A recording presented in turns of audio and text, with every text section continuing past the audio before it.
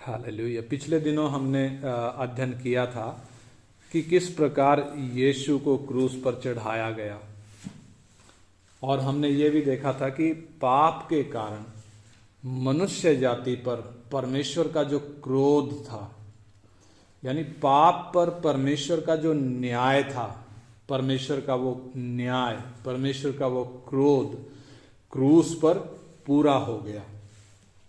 और हम देखते हैं कि किस प्रकार यीशु ने हमारे छुटकारे के लिए पूरी कीमत चुका दी, यानी यीशु ने अपने खून की अंतिम बूंद भी दे दी। और जब हम उस क्रूस को देखते हैं, खून की धारा बह रही है। क्या आपको मालूम है कि खून की उस धारा के अलावा भी एक और धारा उधर से बही है? क्रूस से एक और दरिया बहा है। कौन सा दरिया बहा? आइए हम उसके लिए परमेश्वर के वचन से पढ़ेंगे। यूहन्ना 3 अध्याय उसका 16 वचन हम पढ़ेंगे। यूहन्ना 3 अध्याय उसका 16 वचन। क्योंकि परमेश्वर ने जगत से ऐसा प्रेम रखा कि उसने अपना एकलौता पुत्र दे दिया, ताकि जो कोई उस पर विश्वास करे वह नष्ट ना हो, परंतु अनंत जीवन पाए। हाँ, इधर जो परमेश्वर का वचन हमने पढ़ा वो क्या बताता है? परमेश्वर का ये वचन क्या बता रहा है? क्रूस पर से परमेश्वर का प्रेम बह गया, यानी प्रेम की वो धारा, प्रेम की वो नदी बह गई जो बहते बहते आज हम तक पहुंच गई। क्या मैं मालूम है कि परमेश्वर का ये प्रेम जो क्रूस से बहा है वो किन परिस्थितियों में बहा है? यानी मनुष्य की हालत क्या थी जब परमेश्वर का ये प्रेम परमेश्वर ने प्रकट किया? यदि हम मनुष्य के इतिहास को देखें तो परमेश्वर ने मनुष्य को जब बनाया, बाकी सारी सृष्टि की तुलना में मनुष्य को परमेश्वर ने सबसे नजदीक बनाया, अपनी अनंत योजना के अनुसार बनाया, अपने हाथों से बनाया, अपने स्वरूप और समानता में बनाया। अपना जिस प्रकार परमेश्वर आत्मा है, इंसान को भी परमेश्वर ने आत्मा करके बनाया, यानी उसके अंदर आत्मा रच कर डाला।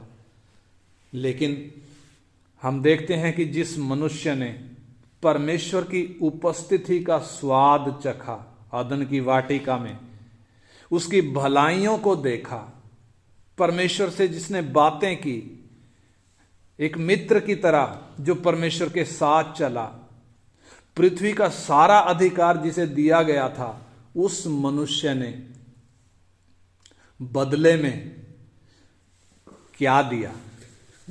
विश्वासघात करते हुए वो अपने सृष्टिकर्ता परमेश्वर से उसने बलवा किया और उसने फैसला किया कि मुझे परमेश्वर की जरूरत नहीं है, मैं खुद ही अपने बल पर चलूंगा, मैं परमेश्वर की सहायता के बिना ही परमेश्वर के तुल्य बनूंगा।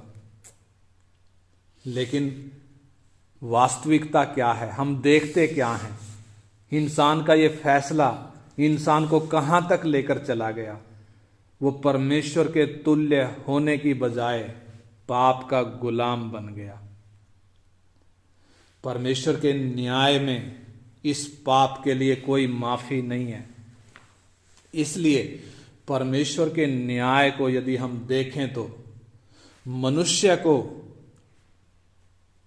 अदन की वाटिका में ही नाश कर देना चाहिए था, क्योंकि परमेश्वर का न्याय ऐसा है, पाप के लिए कोई माफी है नहीं। जब इंसान ने परमेश्वर की आज्ञा का उल्लंघन किया, यदि न्यायी परमेश्वर इंसान के किए की सजा उधर देता, अपने न्याय के अनुसार यदि उस वक्त व्यवहार करता, तो बलवा करने के कारण आदम को उसकी हालत पर सजा भुगतने के लिए भी छोड़ सकता था, या उसे नाश करके उसके स्थान पर कोई दूसरा व्यक्ति बना सकता था। लेकिन न्यायी परमेश्वर प्रेमी भी है करुणा में भी है, दयालु भी है। और परमेश्वर ने, दयालु परमेश्वर ने इस कारण उसे नाश नहीं किया। और जैसे जैसे हम देखते हैं कि मनुष्य की पीढ़ियां बीतती गईं, समय जैसे जैसे बीतता गया, इंसान ने परमेश्वर के द्वारा दी गई बुद्धि का इस्तेमाल करते हुए खूब तरक्की करी। किसके द्वारा? परमेश्वर ने इंसान को जो बुद्धि दी, उस बुद्धि के द्वारा। आज यदि हम देखें तो साइंस कितना तरक्की कर चुका है। मेडिकल साइंस में इंसान ने कितने मुकाम हासिल कर लिए हैं। तकनीक के मामले में आप देखें, इंसान ने बहुत तरक्की की है। और ये सब मनुष्य ने तब किया है जब उसकी बुद्धि पाप के कारण दूषित है। इसे हम अंदाजा लगा सकते हैं कि परमेश्वर ने मनुष्य को कितना सक्षम बनाया है। यानी पाप के कारण बुद्धि दूषित हो गई है, तो भी ये कितनी ताकतवर है, कितना तरक्की इंसान ने कर लिया है। और यदि ये इंसान पाप ना करता, पाप से इसकी बुद्धि दूषित ना होती, तो ये इंसान कहां होता और कितना अधिक ये तरक्की कर चुका होता। लेकिन इस तरक्की के बावजूद मनुष्य के जीवन पर हम हर जगह, हर पहलू में पाप के उस प्रभाव को साफ साफ देख सकते हैं कि पाप ने किस प्रकार मनुष्य को अपना गुलाम बना लिया है। पाप के कारण मनुष्य की बुद्धि जो दूषित हो चुकी है, वो कितनी खराब हो चुकी है, हमें इंसान के कामों से दिखता है। कैसे? क्योंकि इंसान ने जितना तरक्की करी है, एक तरफ देखें तो बहुत तरक्की कर ली, लेकिन दूसरी तरफ हम देखें तो अपने खुद के विनाश के लिए कितना साजो सामान तैयार कर लिया है। आज की अगर घटनाएं हम दुनिया भर में देखें तो रूस यूक्रेन को तीनों साइड से घेर कर खड़ा हुआ है, कभी भी हमला कर सकता है, पूरी तैयारी हो चुकी है। और उधर विरोध में नाटो देश आ गए हैं, यानी अमेरिका और उसके सहयोगी देश भी रूस से लड़ने के लिए पूरी तरह तैयार हैं।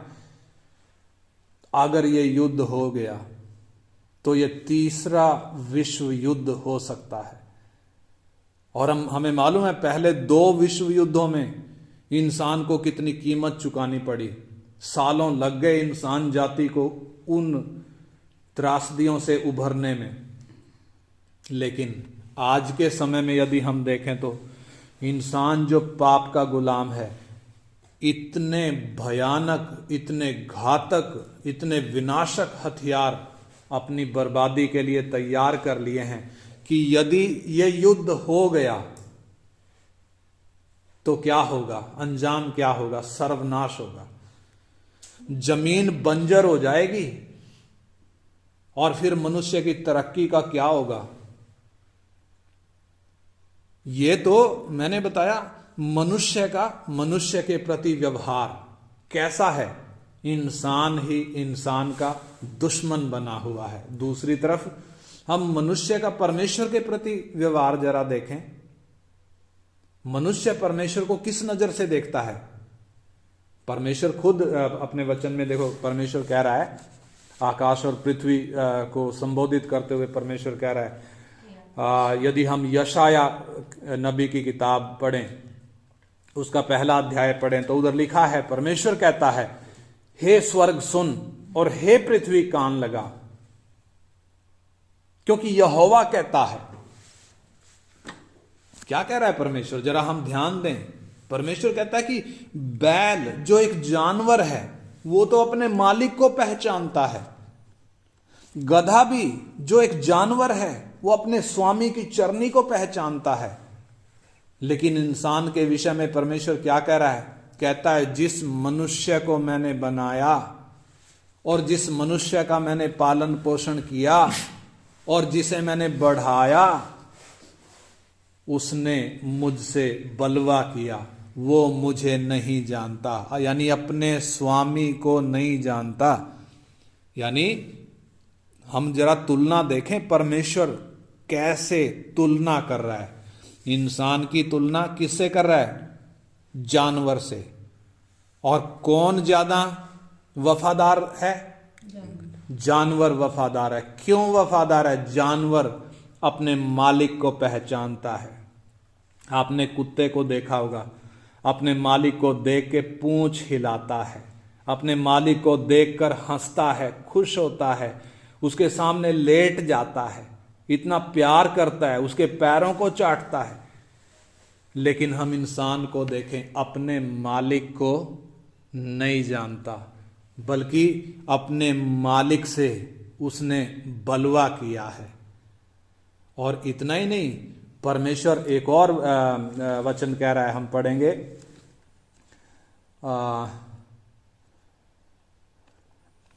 भजन संहिता 53 अध्याय, उसका 2 और 3 वचन हम पढ़ें। भजन संहिता 53 अध्याय का 2 और 3 वचन। जब स्वर्ग से परमेश्वर इंसान जाति को देख रहा है तो कैसे दिखता है?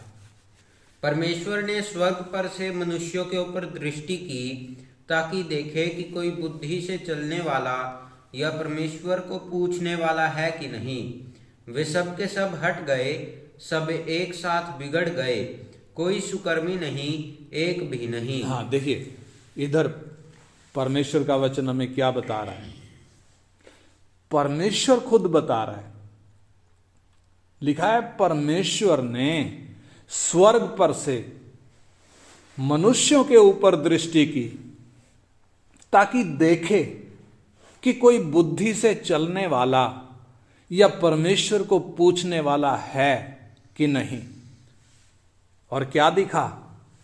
लिखा है 3 में लिखा है, वे सब के सब हट गए। किधर हट गए?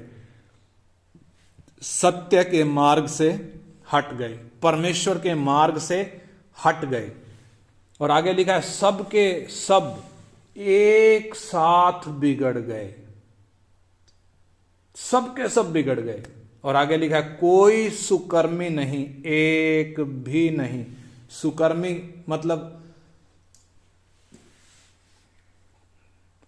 सुकर्मी मतलब परमेश्वर की नजर में अच्छे कार्य करने वाला एक भी नहीं, धर्मी एक भी नहीं।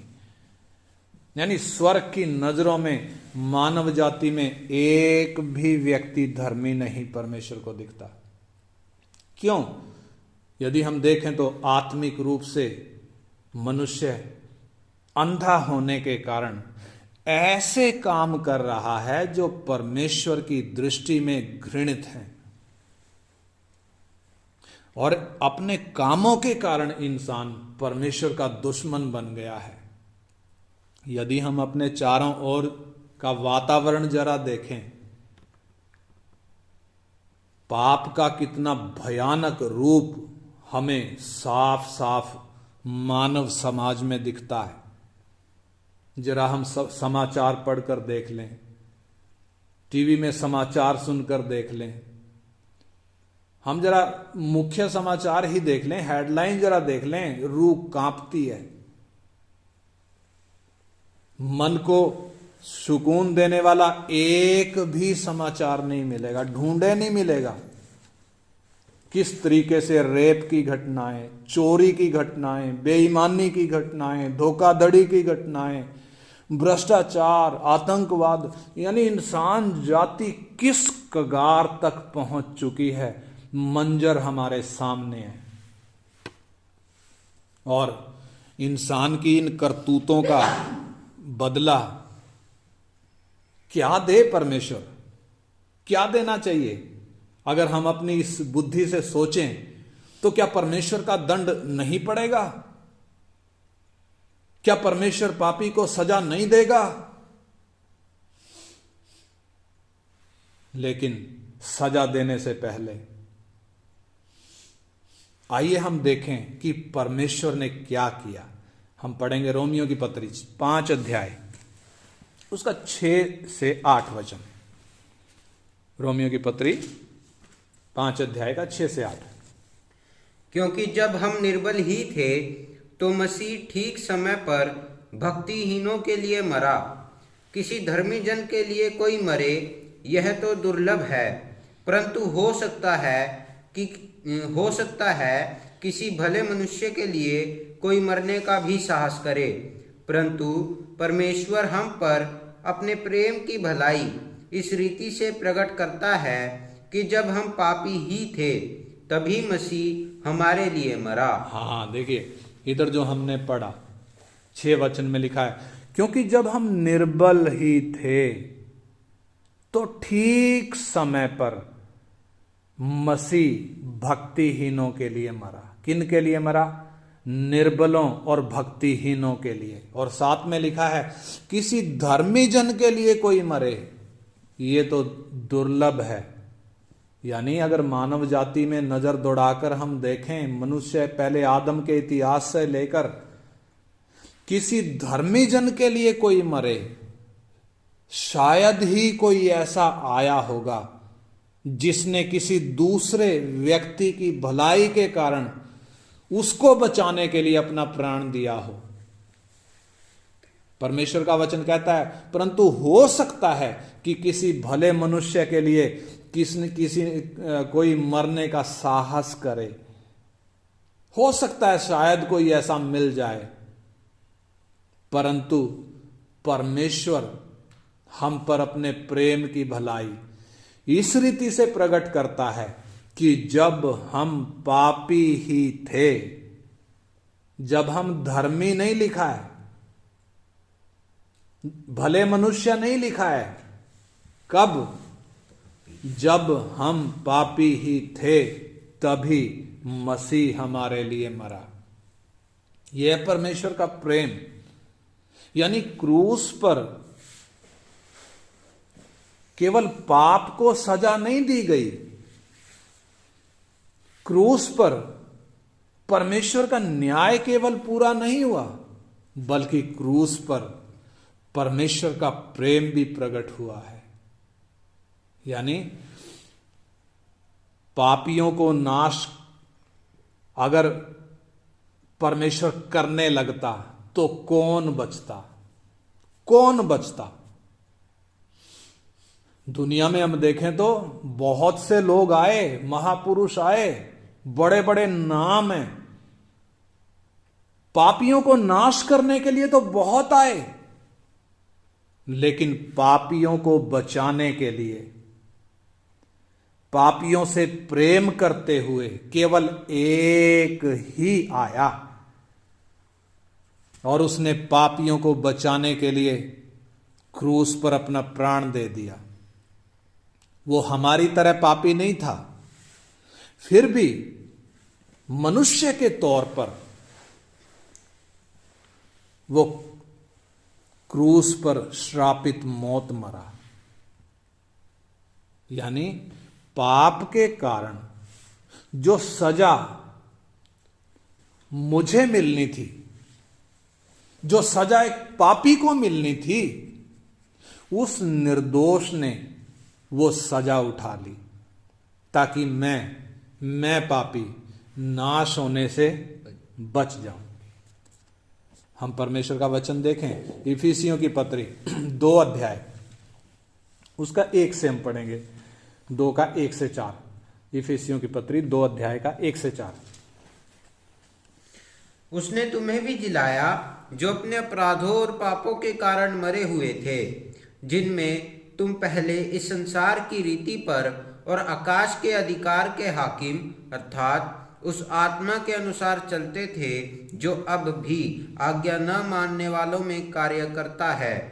इनमें हम भी सब के सब पहले अपने शरीर की लालसाओं में दिन बिताते थे और शरीर और मन की इच्छाएं पूरी करते थे और अन्य लोगों के समान स्वभाव ही से क्रोध की संतान थे। परंतु परमेश्वर ने जो दया का धनी है अपने उस बड़े प्रेम के कारण जिससे उसने हमसे प्रेम किया, जब इधर जरा देखें हमारी हालत क्या थी। मसीह में आने से पहले। इधर लिखा है हम अपने पापों और अपराधों के कारण मरे हुए थे, और लिखा है इस संसार की रीति पर चलते थे, और आगे आकाश के अधिकार के हाकिम यानी उस आत्मा के अनुसार चलते थे जो अब भी आज्ञा ना मानने वालों में काम करता है। कौन? शैतान। और लिखा है इनमें हम भी सबके सब पहले अपने शरीर की लालसाओं में दिन बिताते थे। शरीर और मन की लालसाएं पूरी करते थे, और अन्य लोगों के समान स्वभाव ही से क्रोध की संतान थे। यानी हमारी हालत क्या थी? ये नहीं थी कि परमेश्वर हमें इनाम देता, ये नहीं थी कि परमेश्वर हम पर अपना प्रेम प्रकट करता, बल्कि परमेश्वर का न्याय तो कहता है कि पापी को सजा मिलनी है, हर हाल में सजा मिलनी है। परंतु इधर 4 वचन में क्या लिखा है? हमने पढ़ा, परंतु परमेश्वर ने जो दया का धनी है, अपने उस बड़े प्रेम के कारण जिससे उसने हमसे प्रेम किया, अपने बड़े प्रेम के कारण,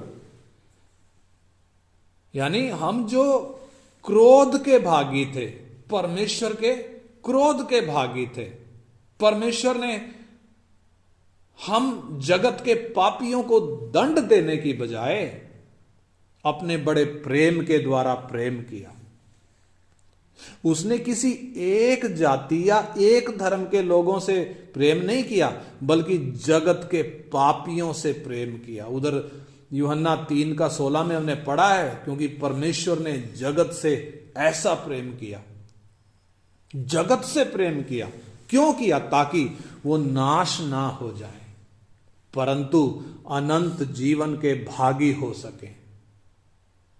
ये परमेश्वर का प्रेम ही है कि जब हम पापी थे, हम क्या थे? पापी ही थे।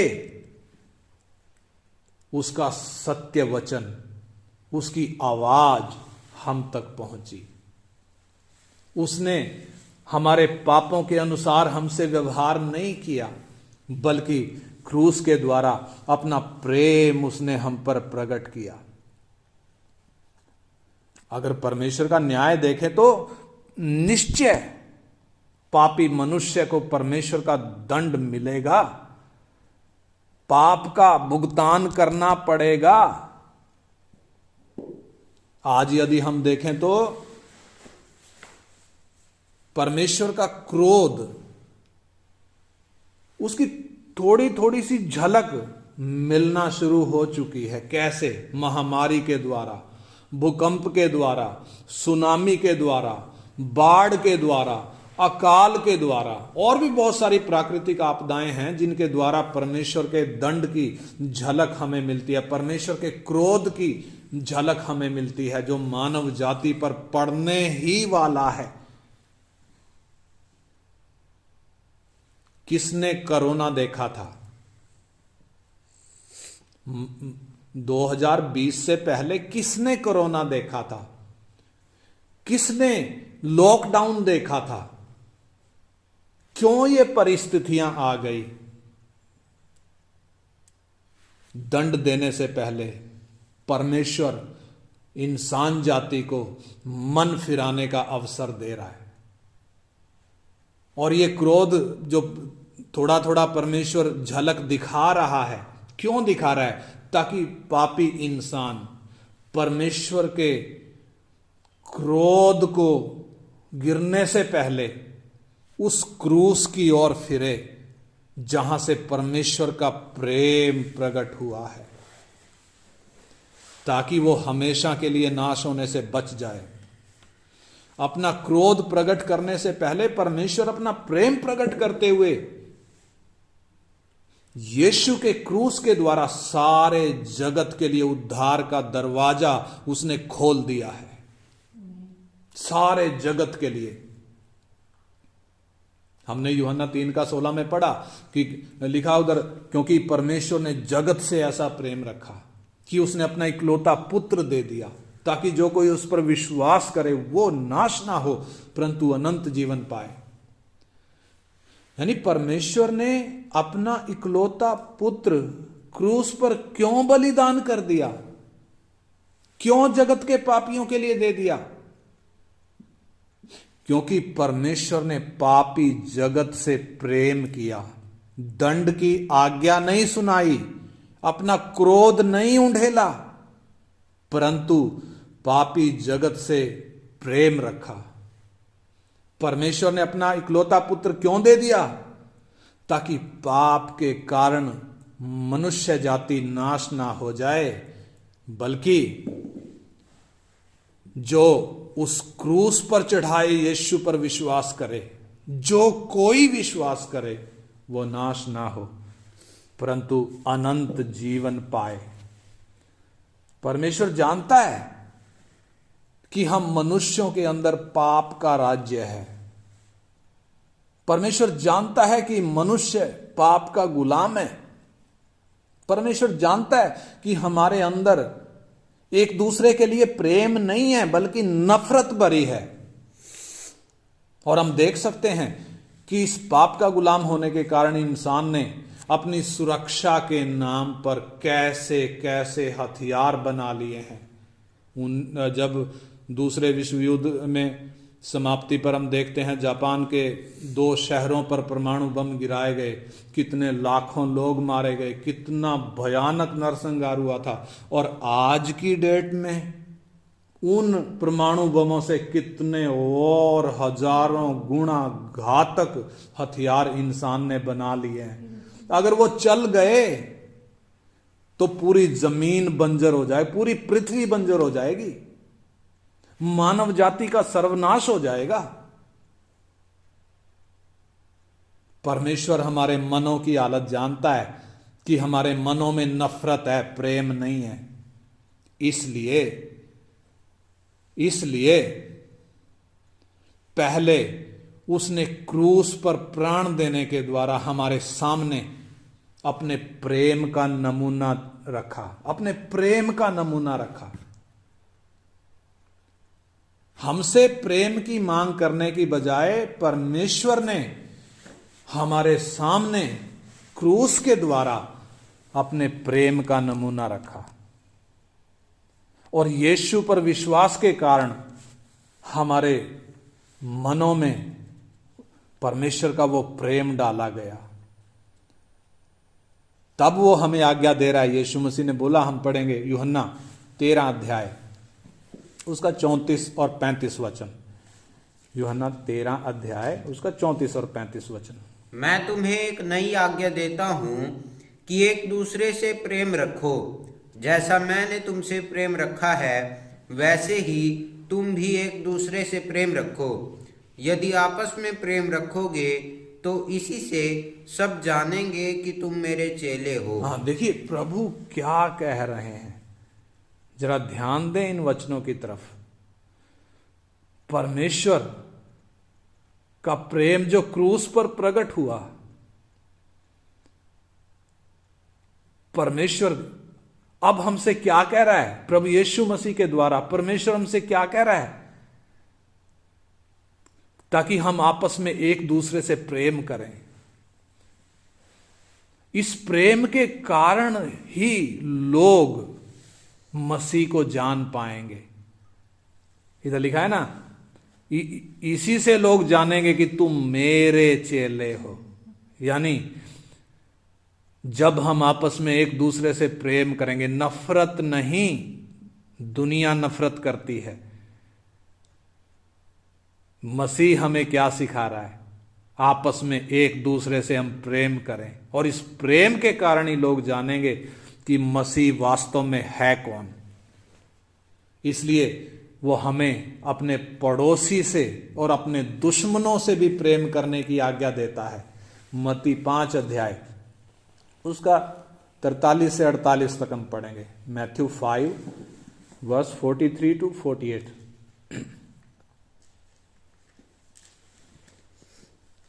मत्ती 5 का 43 से।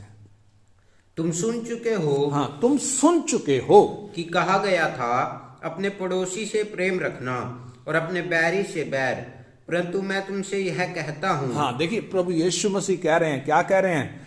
व्यवस्था में तुम सुन चुके हो क्या कहा गया था, यही कि अपने पड़ोसी से प्रेम रखना परंतु अपने बैरी से बैर रखना। आंख के बदले आंख, दांत के बदले दांत, व्यवस्था का नियम था। परंतु इधर यीशु क्या कह रहे हैं? परंतु मैं तुमसे यह कहता हूं, क्या कहता हूं?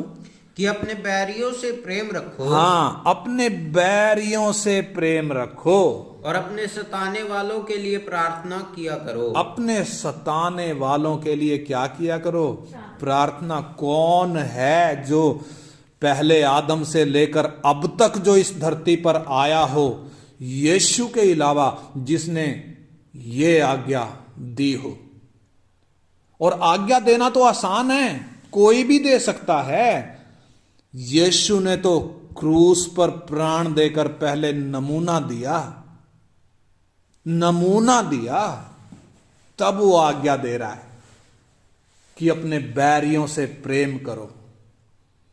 मैं तुमसे कहता हूं कि अपने बैरियों से प्रेम रखो और अपने सताने वालों के लिए प्रार्थना करो। यदि इस धरती का मनुष्य, ये मानव जाति अगर ये वचन मान ले तो क्या नफरत बचेगी? क्या इस धरती पर हथियार बचेंगे? हाँ, 44 से दोबारा पढ़ें। परंतु मैं तुमसे यह कहता हूं कि अपने बैरियों से प्रेम रखो। अपने बैरियों से प्रेम रखो और अपने सताने वालों के लिए प्रार्थना करो। हाँ, जिससे तुम अपने स्वर्गीय पिता की संतान ठहरोगे, क्योंकि वह भले और बुरे दोनों पर अपना सूर्य उदय करता है। हाँ, परमेश्वर का स्वभाव देखें, वो भले और बुरे दोनों पर अपना सूर्य उदय करता है और धर्मी और अधर्मी दोनों पर मेघ बरसाता है। हाँ, जब बारिश होती है एक पापी पर भी गिरती है और एक धर्मी पर भी गिरती है। सूरज जब निकलता है, जो पापी है उसको भी धूप मिलती है और जो धर्मी है उसको भी धूप मिलती है। परमेश्वर का न्याय आप जरा देखें, परमेश्वर का स्वभाव जरा आप देखें। वो किसी के साथ पक्षपात नहीं करता। और 46, क्योंकि यदि तुम अपने प्रेम रखने वालों ही से प्रेम रखो तो तुम्हारे लिए क्या फल होगा? क्या महसूल लेने वाले भी ऐसा नहीं करते? हाँ, देखिए प्रभु यीशु कहते हैं यदि तुम अपने प्रेम रखने वालों ही से प्रेम रखो। ये है दुनिया की फितरत। अपने प्रेम रखने वालों से तो प्रेम रख लेंगे, परंतु अपने बैरियों से क्या रखेंगे? बैर ही रखेंगे, अदावत ही रखेंगे, नफरत ही रखेंगे। और आज तो प्रेम रखने वालों के साथ भी नफरत है। कलीसिया जिसने मसीह का प्रेम प्रकट किया, एक विश्वासी जो मसीह के प्रेम से भरकर अपने बैरियों से प्रेम करता है, बदले में क्या मिला? कलीसिया शहीदों के खून पर खड़ी है। कितनों ने मसीह के लिए हंसते हंसते अपना प्राण त्याग दिया। क्यों? क्योंकि मसीह ने बोला यदि तुम अपने प्रेम रखने वालों ही से प्रेम रखो तो तुम्हारे लिए क्या फल होगा? क्या महसूल लेने वाले भी ऐसा ही नहीं करते? और आगे, यदि तुम केवल अपने भाइयों ही को नमस्कार करो, यदि तुम केवल अपने भाइयों ही को नमस्कार करो तो कौन सा बड़ा काम करते हो? कौन सा बड़ा काम करते हो? क्या अन्य जाति भी ऐसा नहीं करते? अन्य जाति भी तो ऐसा ही करते हैं, पापी भी तो ऐसा ही करते हैं।